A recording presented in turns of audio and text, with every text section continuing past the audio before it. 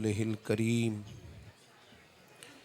أما بعد أعوذ بالله من الشيطان الرجيم بسم الله الرحمن الرحيم لقد كان لكم في رسول الله أسوة حسنة صدق الله العظيم وصدق رسوله النبي الكريم الأمين ونحن على ذلك لمن الشاهدين والشاكرين والحمد لله رب العالمين إن الله وملائكته يصلون على النبي يا أيها الذين آمنوا صلوا عليه وسلموا تسليما الصلاة والسلام عليك يا رسول الله وعلى آلك وأصحابك يا حبيب اللہ. سارے حضرات درود شریف پڑھیے. الصلاۃ والسلام علیک یا نبی اللہ وعلی آلک واصحابک یا حبیب اللہ. حمد و صلاۃ کے بعد انتہائی عزت و تکریم کے لائق بزرگوں، دوستوں اور بھائیوں، بالخصوص حضرات علماء کرام، مشائخ اور سادات، بڑی خوبصورت اور بڑی بھرپور آپ حضرات کی محفل ہے. بس یہ اس رسی سے پیچھے پیچھے امن ہے، آگے ذرا پریشانی زیادہ ہے، موبائلوں کی بھی، تصویروں کی بھی، آنے جانے کی بھی. اس سے پیچھے پیچھے ماشاءاللہ میں دعا کرتا ہوں کہ آگے آگے بھی اللہ امن فرما دے. آپ آمین کہہ دیں تاکہ بہتری ہو جائے. اللہ تعالیٰ آپ کو جزائے خیر عطا فرمائے. برکت اطمینان سے بیٹھیں، 2 4 5 دوست ویڈیو بنائیں، باقیوں کو دے دیں. بہت زیادہ اگر آپ اسی کام لگ جائیں گے تو بات کرنا ذرا مشکل ہوتا ہے. اللہ آپ کو جزائے خیر عطا فرمائے. میں نے چند ایک گزارشات کرنی ہیں، وہ کچھ ترتیب ایسی ہو گئی کہ ایک وقت میں کچھ مس مینجمنٹ کی وجہ سے پروگرام ڈبل طے ہو گئے، تو مجھے دوسری جگہ بھی وعدے کو نبھانا ہے. لیکن یہاں ایک دوست ایسے پیار والے تھے ہمارے محلے کے کہ وہ کوئی صورت ہی نہ رہی میرے لیے کہ میں انکار کر سکوں. ہر صورت حاضر ہونا پڑا. ہمارے اس بھائی کے لیے آپ دعا کریں، اللہ تعالیٰ انہیں صحت اور سلامتی کے ساتھ قائم فرمائے، اور ہم سب کو دین کے کاموں میں اللہ اخلاص عطا کر دے. اللہ اخلاص عطا کر دے. اللہ تعالیٰ ہم سب کو مخلص کر دے. عزیز دوستو، انسان زندہ رہنا چاہتا ہے، جینا چاہتا ہے، تو ہر کام وہ سیکھ کر کرتا ہے. ہمیں تو بولنا بھی نہیں آتا، وہ بھی ہم کسی سے سیکھتے ہیں. کھانا پینا، اپنے معاشرتی معاملات سارے ہم سیکھ کر کرتے ہیں. انسان کا مزاج ہوتا ہے کہ وہ سیکھتا ہے. ہوتا ہی ہے کہ اگر ڈائریکشن اس کی غلط ہو جاتی ہے، غلط جگہ سے سیکھنے لگتا ہے، تو پھر وہ نقصان اٹھاتا ہے. آپ پر، مجھ پر صرف کتاب کا اثر نہیں ہوتا، جو ہمیں کتاب پڑھاتا ہے اس کا بھی اثر ہوتا ہے. ہمارے اساتذہ، ہمیں سکھانے والے، ہمارے ساتھ بیٹھنے والے، ان سب لوگوں کی صحبتیں اثر کرتی ہیں. انسان سیکھتا ہے اور لاشعوری طور پر وہ دیکھتا ہے کہ اس پر چیزوں کا اثر بڑا ہو گیا ہے. انسان کی فطرت تھی، اس نے سیکھنا تھا، کسی کے پیچھے چلنا تھا. ہم نے دیکھا ہے کچھ لوگ الجھی باتیں زندگی میں کرنے لگ جاتے ہیں.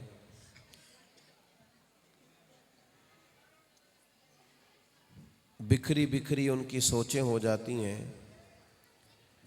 اس کی وجہ یہ ہوتی ہے کہ وہ ایسے لوگوں کے پاس بیٹھتے ہیں جو بیچارے غیر یقینی صورتحال کا شکار ہوتے ہیں. اب میں یہ صرف اتنی بات عرض کروں گا کہ چوپ کرانے والے بھی اگر تھوڑی دیر چوپ کر جائیں نا جی، چوپ کرانے والے، تو پھر بھی اس میں بھی کچھ بہتری ہوگی. آپ لوگ اطمینان سے اب جہاں کھڑے ہیں، بیٹھے ہیں، اب مطمئن رہیں. یہ اسٹیج پہ بھی چلنا پھرنا اگر کم کر دیں گے تو ہمیں اچھا لگے گا. اللہ تعالیٰ آپ بڑے اطمینان سے، محبت سے بات سنیں جی. آپ بھی اگر بیٹھ سکتے ہیں، ویڈیو والے بھائی تو بیٹھ جائیں، دوستوں کے لیے آسانی ہو جائے. اللہ آپ کو سب کو برکت دے، سارے محبت والے ہیں آپ لوگ ماشاءاللہ۔ اب انسان نے سیکھنا ہے، اس نے آگے بڑھنا ہے۔ وہ چاہتا ہے کہ میں ایسی جگہ سے سیکھوں کہ میری شخصیت نکھر جائے، تو اللہ تعالیٰ نے اس کے لیے آسان، بہترین اور کمال رستہ دیا ہے۔ فرمایا ادھر ادھر جانے کی ضرورت ہی نہیں۔ لَقَدْ كَانَ لَكُمْ فِي رَسُولِ اللَّهِ أُسْوَةٌ حَسَنَةٌ، تمہارے لیے رسول اللہ صلی اللہ تعالی علیہ وسلم کی زندگی میں بہترین نمونہ ہے، بہترین نمونہ ہے۔ اگر تم نے طرز زندگی کو اس طرح جینا ہے کہ وہ تمہارے لیے بھی بہتر ہو، لوگوں کے لیے بھی نفع بخش ہو، ذہنی اطمینان کا، یقین کامل کا سبب بنے، تو زندگی اس طرح گزاریں جو طریقہ ہمیں رسول پاک نے عطا فرمایا۔ ہمارے ہاں یہ ہوا ہے کہ لوگوں نے سنت اور شریعت کا معنی بعض جگہوں پہ محدود سمجھ لیا ہے۔ مثلا لوگوں کا خیال ہوتا ہے کہ امامہ باندھنا، داڑھی رکھنا، مسواک کرنا، میٹھا کھانا، میٹھا بولنا، شاید یہی صرف چند سنتیں، اور جو لوگ اس پر عامل ہیں وہ مکمل عامل سنت ہیں۔ یہ عظیم سنتیں ہیں اور یہ زینت ہے مرد کی، لیکن یہ یاد رکھیے گا کہ فقط یہی سنتیں نہیں حضور کی۔ میٹھا بولنا سنت ہے تو بھئی میٹھا تو بعض اوقات لوگ اپنے مطلب کے لیے بھی بولتے ہیں، اس وقت وہ سنت تو نہیں ادا کر رہے ہوتے، اس وقت تو مطلب نکال رہے ہوتے ہیں۔ تو یاد رکھیے گا میٹھا بولنا بھی سنت ہے، لیکن سچ بولنا رسول پاک کی بڑی سنت ہے۔ اور جس چیز سے لوگوں کو نبی کریم علیہ السلام کا سب سے پہلے تعارف ہوا تھا وہ تو صادق اور امین ہونا ہے۔ آپ کا طرز زندگی معتبر اس وقت ہوگا، آپ دنیا کے سامنے مستند اس وقت ہوں گے، لوگ آپ پر اعتماد اس وقت کریں گے جب آپ سچ بولیں گے۔ اور اگر آپ کے مزاج میں، آپ کی باتوں میں جھوٹ ہے، لغزش ہے، آپ کہتے کچھ ہیں کرتے کچھ ہیں، تو آپ کا تو اعتماد ہی گیا۔ کامیاب تاجر کون ہوتا ہے؟ جس کی انویسٹمنٹ زیادہ ہوتی ہے، یہ زبانیں زیادہ آتی ہیں۔ پوچھ لیجئے گا کسی دکاندار تاجر سے کہ کامیاب تاجر وہ ہوتا ہے جس پر لوگ اعتماد کرتے ہیں۔ جس کا مارکیٹ میں اعتماد نہ رہے وہ بندہ کامیاب تاجر۔ جھوٹ بولنے والے بندے کا کبھی اعتماد ہوتا ہے؟ اپنی زندگی میں، اپنے مزاج میں حضور کی یہ پہلی ادا، دیانتدار ہونا، سچا ہونا، اس کو اپنے مزاج میں پیدا کریں۔ آپ تھوڑے سے دعوے کر لیں پر جتنے کریں وہ پورے کریں۔ بعض لوگوں کا خیال ہوتا ہے کہ سچ سے کام نہیں چلتا، تو میں کہتا ہوں آپ غلط فہمی پہ ہیں، سچ والے کا ہی تو کام چلتا ہے۔ لوگ کہتے ہیں جناب اس دکاندار سے ہم نے چیز لینی ہے، چاہے 5 روپے زیادہ لیتا ہے پر بات صحیح کرتا ہے، سودا کھرا دیتا ہے۔ ایک تو اپنے مزاج میں سچائی لائیں، دیانتداری لائیں۔ میاں بیوی کا رشتہ بڑا عظیم رشتہ ہے، اللہ تعالیٰ کی نشانیوں میں سے ایک نشانی ہے، اور گھر میں اگر ازدواجی زندگی انسان کی خراب ہو جائے تو ساری خوشیاں مان پڑ جاتی ہیں۔ اتنا مرضی پیسہ کما لیں، بڑا گھر بنا لیں، لیکن اگر میاں بیوی محبت سے نہیں رہتے تو اس گھر میں رہا نہیں جا سکتا۔ لیکن اس رشتے کے خراب ہونے کی وجہ یہ ہوتی ہے کہ شادی کے وقت جو کچھ لڑکی والے بتاتے ہیں وہ ہوتا نہیں، جو کچھ لڑکے والے بتاتے ہیں وہ ہوتا۔ اس نے اعتماد پہ قائم ہونا تھا رشتے نے، لیکن جھوٹ پہ قائم ہوا، بددیانتی پہ قائم ہوا۔ نبی کریم علیہ السلام نے جب خطوط لکھے تھے مختلف بادشاہوں کو، ہرکل کو بھی خط لکھا تھا کہ مسلمان ہو جا، بڑا زیرک آدمی تھا۔ اس نے کہا یہاں کو تاجر آئے ہوں تو انہیں بلاؤ۔ جناب ابو سفیان ابھی کلمہ نہیں پڑھتے تھے، فرماتے ہیں میں وہاں بغرض تجارت گیا ہوا تھا، مجھے بادشاہ نے بلایا، نبی پاک علیہ السلام کے بارے میں پوچھا تو میں نے کہا کہ رشتے میں ان کا چچا ہوں، اور میں نے یہ بھی کہا کہ ہم ان کے اتنے مخالف ہیں کہ باقاعدہ جنگیں لڑتے ہیں ان کے ساتھ۔ اس نے بہت ساری باتیں پوچھی، چلو جی یہ بھی شکر ہوا، ایک کیمرہ اور باندھو کے نیچے آیا، اب کافی ہے جی، اللہ آپ کو سلامتی عطا فرمائے، اطمینان سے بات ہو رہی۔ کہتے ہیں کہ بادشاہ نے کافی سوالات کیے اور میں نے سوالات کے جوابات دیے۔ ایک سوال پوچھا بادشاہ نے مجھ سے، یہ نوجوان ذرا زیادہ غور کریں، ڈنگے نہ مارا کرو یار، کیا ضرورت ہے بڑھ کے مارنے کی، کیا ضرورت ہے کہنے کی یوں کر دیں گے، اتنا کہو جتنا بندے سے ہو سکتا ہے۔ بادشاہ نے پوچھا ابو سفیان سے، کہنے لگا بتائیں کہ آپ نے کہا ہے کہ آپ ان کے رشتہ دار ہیں، لیکن آپ کی اس وقت مخالفت ہے، آپ باقاعدہ جنگیں لڑتے ہیں اور کبھی آپ فاتح ہوتے ہیں، کبھی آپ کا خیال ہے کبھی آپ فاتح ہوتے ہیں اور اکثر وہ ہوتے ہیں، تو یہ بتائیں وہ جس محبوب نے دعوی نبوت کیا ہے، کیا کبھی انہوں نے جھوٹ بھی بولا ہے؟ غور کریں آپ میری بات پر، یہ کسی ان کے عقیدت مند سے نہیں پوچھا جا رہا، اس وقت اس شخص سے پوچھا جا رہا ہے جو باقاعدہ جنگ لڑتے ہیں۔ کیا کبھی نبی کریم نے جھوٹ بھی بولا ہے؟ معاذ اللہ ثم معاذ اللہ۔ تو ابو سفیان کہتے ہیں کہ میں کئی خیالات مجھے آئے، پر میں نے کہا یہ کیسے کہوں، مخالفت اپنی جگہ پہ۔ ابو سفیان کہتے ہیں اس نے پھر پوچھا بتاؤ کبھی اس کریم نے جھوٹ بھی بولا ہے؟ تو کہتے میں نے کہا بادشاہ میں رشتے میں چچا لگتا ہوں، گویا وہ میرے سامنے پیدا ہوئے، میں نے انہیں ماں کی گود میں بھی دیکھا، دادا کے کندھوں پہ بھی دیکھا، چچا کے گھر میں بھی دیکھا، جناب ختیجہ کا دولہا بنے بھی دیکھا، میں نے ان کی گود میں بیٹیوں کو کھیلتے بھی دیکھا، میرے سامنے ان کے مقدس بال سفید ہوئے۔ مخالفت اپنی جگہ پر اس کریم کی زبان سے جو نکلتا ہے حق اور سچ ہی نکلتا ہے۔ آپ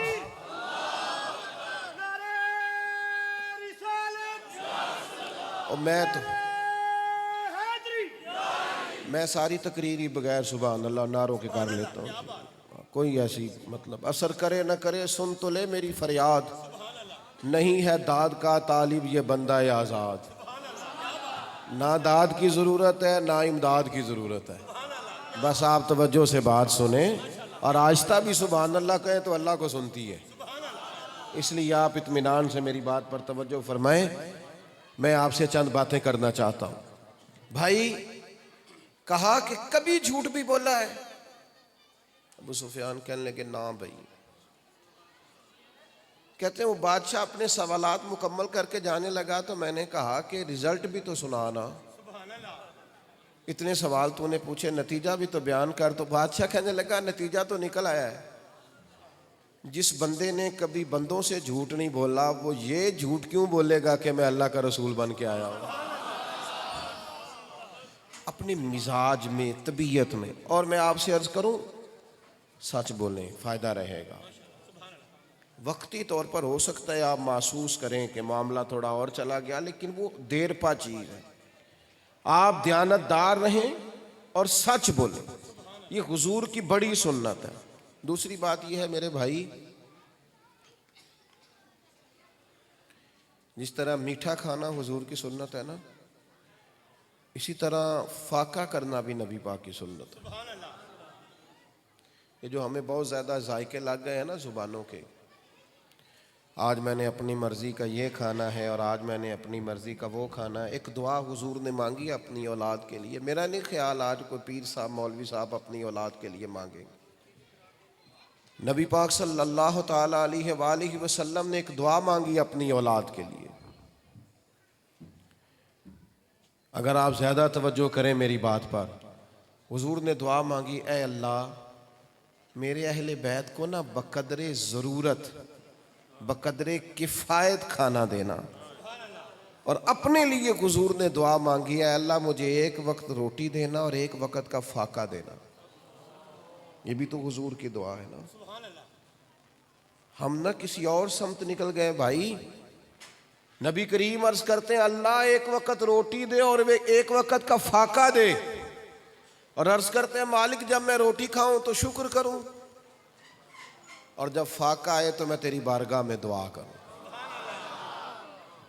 نبی پاک علیہ السلام نے فرمایا مومن ایک آنت سے کھاتا ہے، کافر اور منافق 7 آنتوں سے کھاتے ہیں۔ یہ جو زبان کی لذات ہیں انہیں کم کریں تھوڑا. اتنا زیادہ کھانا پینا اور نت نئی غذائیں اور نت نئی ڈشیں اور آ رہا ہے اور ہوٹلوں پہ جا رہے ہیں اور پھر منظر بڑا عجیب ہے نا. ایک طرف نت نئی غذائیں ہیں اور ایک طرف لوگ کہتے ہیں یار نہیں بس ذرا آٹا صاف مل جائے نا. یعنی گندم امیر شہر کی ہوتی رہی خراب اور بچی کسی فقیر کی فاقے سے مر گئی. یہ ناانصافی ہے, یہ ظلم ہے. جس کے گھر میں رات 5,000 روپے کا پیزا برگر آتا ہے وہ اپنے ملازم کو کہہ رہا ہوتا ہے خرچے کم کر. وہ بھی تو اپنے بھی تو کم کرنا. کبھی کبھی مزاج میں فاقہ رکھنا, کبھی کبھی تھوڑے پہ گزارا کرنا, جو اللہ نے دیا اس پہ راضی ہونا. ہر وقت دولت کا رونا مومن کی شان نہیں. نبی کریم سے طرز زندگی سیکھیں. حضور فرماتے ہیں مجھے اختیار دو, سنو بات سے یاد رکھنا. کریم فرماتے ہیں مجھے میرے رب نے اختیار دیا تھا, میں چاہوں تو نبی اور بادشاہ بن جاؤں. حضرت یوسف علیہ السلام نبی بھی ہیں بادشاہ بھی ہیں. حضرت سلیمان علیہ السلام نبی بھی ہیں بادشاہ بھی ہیں. مجھے اختیار دیا گیا نبی بن جاؤں اور بادشاہ بن جاؤں.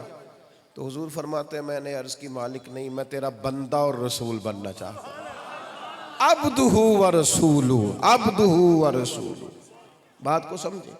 لیکن یہاں کسی کو کہیں کہ تو بس اللہ کا عاجز بندہ بن کے وقت گزار میری طرح اور آپ کی طرح, تو یہ تو کام ہی بڑا. ہمیں تو بادشاہیاں چاہیے. ہر بندہ تو خواب دیکھتا ہے کہ سویرے اٹھوں تو بادشاہ بنا ہوا ہوں. اقبال کہتے ہیں متاع بے بہا ہے درد و سوز آرزو مندی, مقام بندگی دے کر نہ لو شان خداوندی. اپنی مزاج میں عجز ہو. ذرا انسان کو اللہ نے جہاں رکھا ہے اپنے فضل سے رکھا ہے, اسے اطمینان سے جینا ہے. محنت نہیں چھوڑنی, جدوجہد کرنی ہے, کوشش کرنی ہے. لیکن اضطراب میں آنا, بے چین ہونا اور صرف دولت کی بات کرنا, صرف دولت کی بات کرنا. ساری نعمتیں پاس ہے, صرف پیسے ہی نہیں. بچے بھی ہیں, گھر بھی ہے, صحت بھی ہے, اور سب سے بڑی دولت ایمان بھی ہے, سجدے کی توفیق بھی ہے. لیکن سارا دن پریشان رہنا کہ پیسے کوئی نہیں. یہ تو کچے لوگوں کی بات ہے. کتنے پیسے تھے حضرت بلال حبشی کے پاس بتاؤ؟ کتنی دولت تھی حضرت سلمان فارسی کے پاس بتاؤ؟ جو جنت کے مالک ہیں حسنین کریمین, بتاؤ نا ان کے مربے کتنے تھے؟ وہاں تو مہینہ مہینہ چولہا نہیں جلا. اس لیے یہ بھی حضور کی ادا ہے, اس پر بھی غور کریں. تیسری بات, جس طرح مسواک سے دانت صاف کرنا حضور کی سنت ہے نا, جس طرح مسواک سے دانت صاف کرنا حضور کی سنت. زیادہ توجہ ہے آپ حضرات کی؟ نہیں, میں نے اپنی طرف کہا ہے, آپ سمجھے شاید میں نے موبائل کی طرف توجہ کرنے کا کہا ہے. آپ سجدہ صاف کر لیں, آپ کو غلطی لگ گئی, مجھے دے دیں جی. آپ زیادہ توجہ کریں, میں ہم بات عرض کرنے لگا ہوں.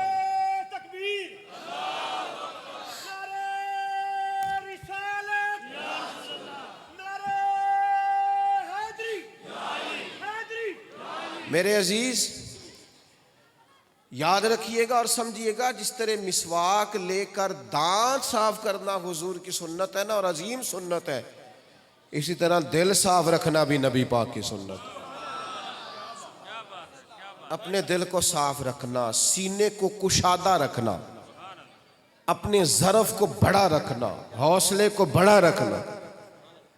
دل کشادہ ہو, ظرف بڑا ہو. ترمذی میں حدیث ہے, نبی کریم علیہ السلام نے فرمایا اے انس بن مالک, ہے میرے بیٹے, آپ سے ہو سکے تو صبح اس حال میں کریں کہ آپ کے دل میں کسی کا بغض نہ ہو. حضور فرمانے لگے یہ میری سنت ہے. اپنے دل کو کشادہ رکھنا, سینے کو بڑا رکھنا, یہ میری سنت ہے, یہ میری ادا ہے. ہمارے نا دل بڑی جلدی تنگ ہوتے ہیں, چھوٹی چھوٹی باتوں کی ضد پالتے ہیں. کسی بندے کی اگر ایک رائے ہے نا تو اپنی رائے کو دلیل تک نہیں رکھتا, ضد تک لے آتا ہے. عقیدے کی بات نہیں کر رہا, فروعی مسائل کی بات کر رہا ہوں. فروعی معاملات میں, سادے معاملات میں بھی ہم لوگ بعض چیزوں پہ ضدی ہو جاتے ہیں, اور اتنے ضدی ہو جاتے ہیں کہ وہ ہٹ دھرمی بن جاتی. دیکھیں گھر میں کیا پکانا ہے, صبح اس بات میں اتفاق ہو جاتا ہے گھر میں, تو ضد پال لیں بچوں سے. رائے ہے، کوئی کہتا ہے یہ پکا لیں، کوئی کہتا ہے، لیکن وہ چونکہ ہم بڑے سخت ضدی ہوتے ہیں، نتیجہ یہ نکلتا ہے دل بڑا نہیں ہوتا، اندر گنجائش نہیں ہوتی، اس کا لازمی نتیجہ یہ نکلتا ہے کہ ہم اپنوں سے دور ہو جاتے ہیں. وہ غلطی ہو گئی تھی بیچارے سسرال والوں سے، جب ہماری شادی ہونے لگی تھی تو وہ دن رکھنے کے ٹائم ان میں سے ایک آدمی نے سخت بات کر دی تھی، واقعی غلطی کی اس نے. لیکن پھر ہمارے بچے کے بھی 2 بچے ہو گئے، لیکن ہم جب بھی لڑائی شروع کرتے ہیں وہیں سے شروع کرتے ہیں. او بھئی اب چھوڑ دینا بات کو، اب دل کو بڑا کر، اس میں گنجائش پیدا کر، کسی سے اختلاف رائے کرے، حرج نہیں. حضرت سیدنا فاروق اعظم رضی اللہ تعالیٰ عنہ امیر المومنین مسجد شریف میں جمعے کے خطبے کے لیے تشریف لائے. تو حضرت ابو ایوب انصاری رضی اللہ تعالیٰ عنہ اٹھ کے کھڑے ہو گئے، کہنے لگے عمر نہ ہم آپ کی بات سنیں گے اور نہ آپ کا حکم مانیں گے. آپ نے فرمایا میں نے کیا کیا؟ تو کہنے لگے مال غنیمت میں چادریں تقسیم ہو رہی تھی، سب کو ایک ایک ملی، آپ کو 2 کیسے ملی؟ ایک اختلاف کیا نا. اور یہ بھی حوصلہ ہونا چاہیے، کبھی آپ پر کوئی تنقید کرے تو آپ برداشت کریں اگر وہ جائز کر رہا ہے تو. حضرت فاروق اعظم نے اسے سنا اور فرمایا کہ اس کا جواب میرا بیٹا دے گا. حضرت عبداللہ ابن عمر رضی اللہ تعالیٰ عنہ اٹھے اور فرمانے لگے سب کو ایک ایک چادر ملی تھی تو ایک مجھے بھی تو ملی تھی نا، میں نے اپنی والی بھی اپنے والد کو دے دی. تو ان کا کرتا بھی بن گیا، تہمت بھی بن گئی. آپ کو سمجھ آ رہی ہے میری بات کی؟ انہوں نے اختلاف کیا ہے کہ سب کو ایک ایک چادر ملی، لیکن آپ نے 2 استعمال کی، کرتا بھی بنایا، تہمت بھی بنائی، اس کی وجہ بتائیں. تو آپ کے بیٹے نے اٹھ کے جواب دی. ایک اختلاف ہوا، اس کی دلیل مل گئی. انہوں نے یہ نہیں آکھیا اور جڑی پرسوں گل ہوئی سی وہ بھی جواب دیو، یہ نہیں کہا.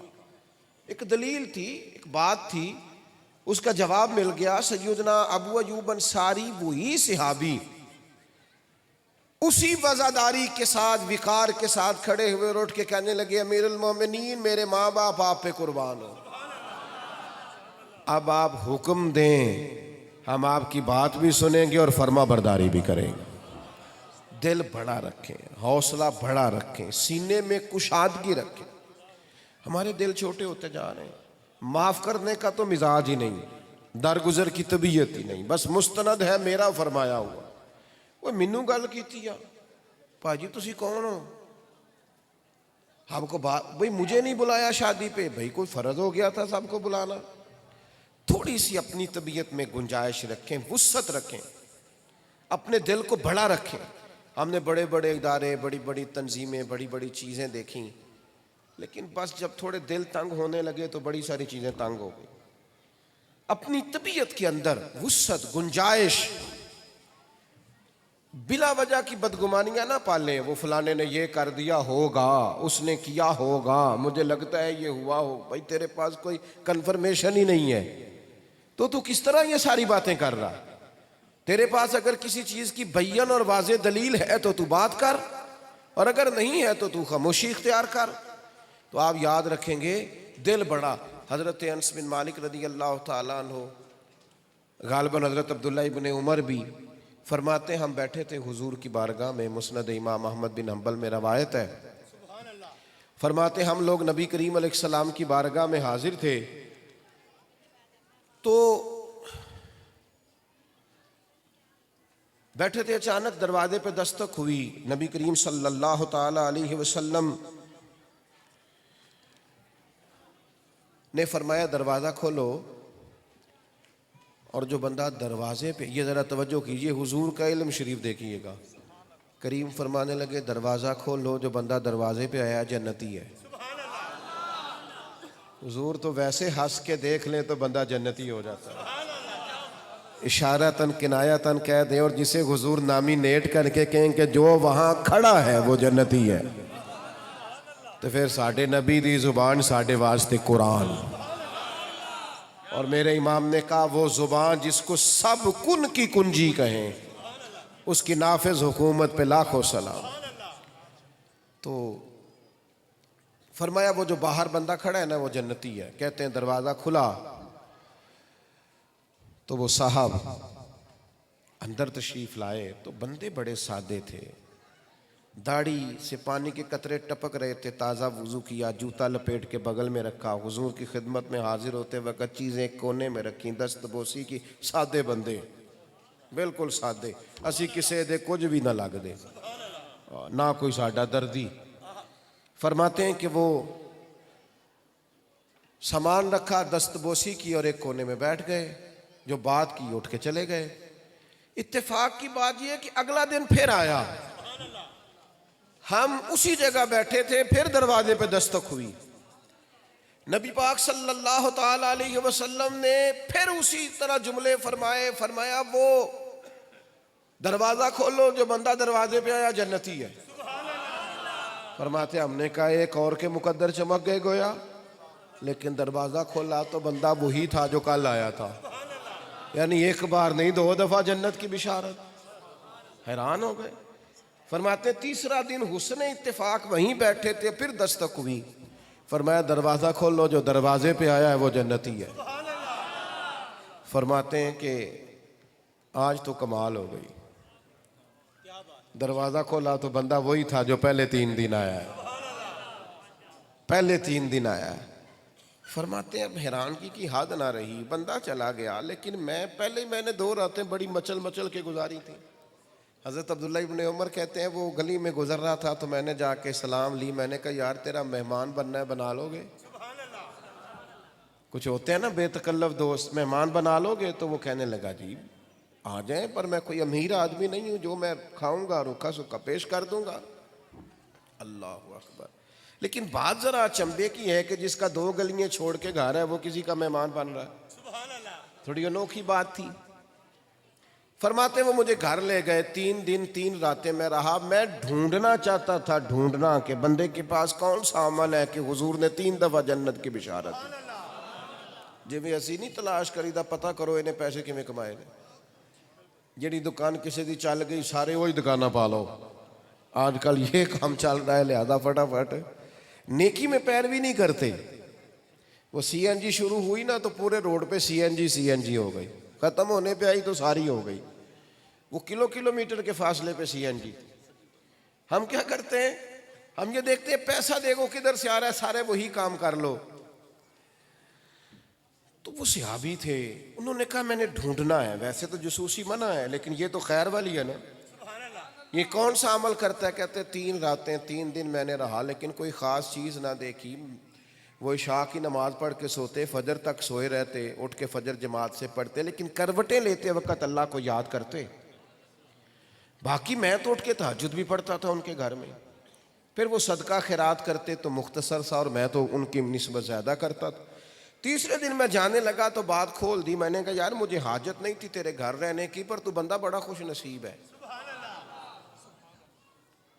تو وہ عظیم آدمی ہے دنیا میں چلتے پھرتے جسے کریم محبوب نے 3 دفعہ جنت کی بشارت دی ہے۔ میں وہ ڈھونڈنا چاہتا تھا نسخہ جس سے تو نے حبیب کو راضی کیا، جس سے رب تجھ سے راضی ہوا۔ وہ نسخہ مل جائے نا کبھی، وہ نسخہ مجھے کبھی وہ نسخہ میسر آ جائے نا کہ کس طرح تو نے محبوب کو راضی کیا، تو میں بھی نہ اس نسخے پہ عمل کروں۔